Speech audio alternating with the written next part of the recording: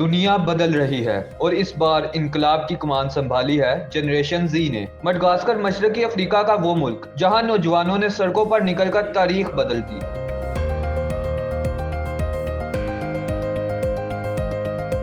सिर्फ 3 हफ्तों में बदनवानी, महंगाई और नाइंसाफी के खिलाफ आवाज ऐसी उठी कि सदर राजोलिना को इक़्तिदार छोड़कर फ्रांसीसी फौजी तैयारी में फरार होना पड़ा। फौज ने भी हुकूमत का साथ छोड़ दिया और नौजवानों के नारे दारुल हुकूमत के हर चौक पर गूंजने लगे।